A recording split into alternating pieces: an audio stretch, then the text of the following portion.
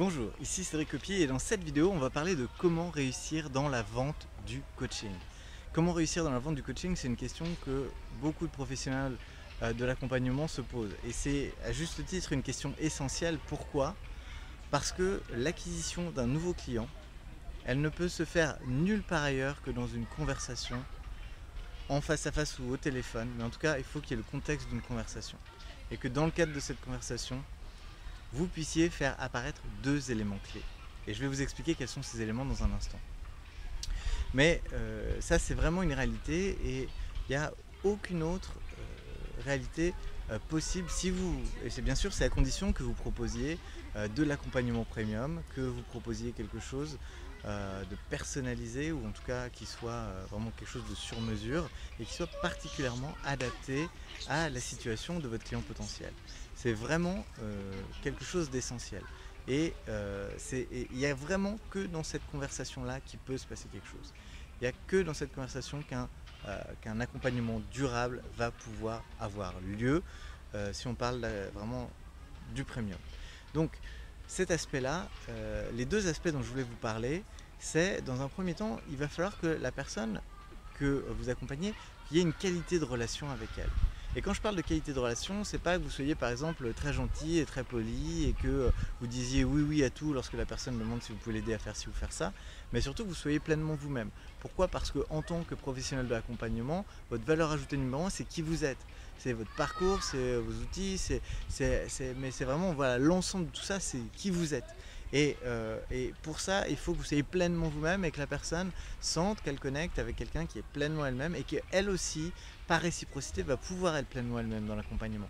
Parce que vous allez peut-être l'accompagner, aller fouiller dans des choses sombres de sa vie, dans des challenges, des choses qu'elle n'a pas envie de révéler, des choses qui justement l'empêchent d'avancer. Et que ça va être votre boulot en tant que coach d'être capable ou en tant que professionnel de l'accompagnement, d'être capable d'être vraiment vous-même pour que la personne en face de vous soit vous-même et que le travail et que l'accompagnement puisse avoir lieu. Donc ça, c'est une première chose, et cette qualité relationnelle, voilà, il faut que la personne puisse sentir ça avec vous pour réussir dans la vente de votre coaching.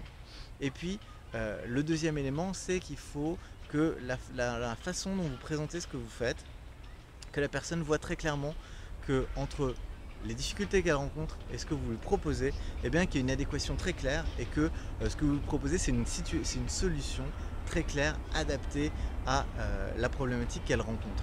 Et quand la personne elle a la conviction de ça, que vous êtes une personne voilà, qu'elle a pu expérimenter votre accompagnement et que vous êtes une personne avec qui elle connecte et qui va l'écouter et qui va y avoir un véritable échange, et que deux, vous lui proposez une solution qui est adaptée à sa situation, eh bien la personne voilà, c'est là qu'elle va avoir envie d'y aller, c'est là que vous allez réussir dans la vente de votre coaching.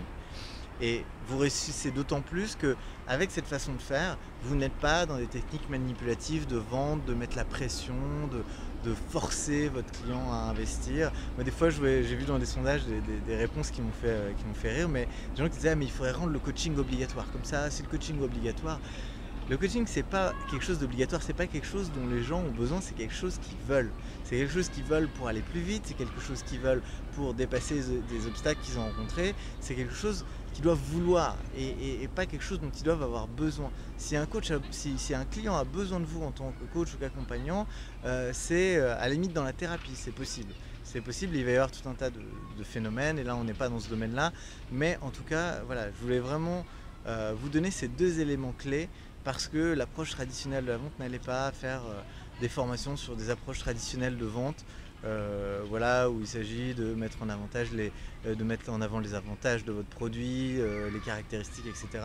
Là, vous êtes dans quelque chose d'intangible, et la personne elle achète à chaque fois quelque chose de différent, elle achète ses objectifs. Et elle achète le moyen que vous lui proposez pour atteindre ses objectifs. Donc, il ne s'agit pas d'être dans de la vente traditionnelle, essayer de lever des objections, etc.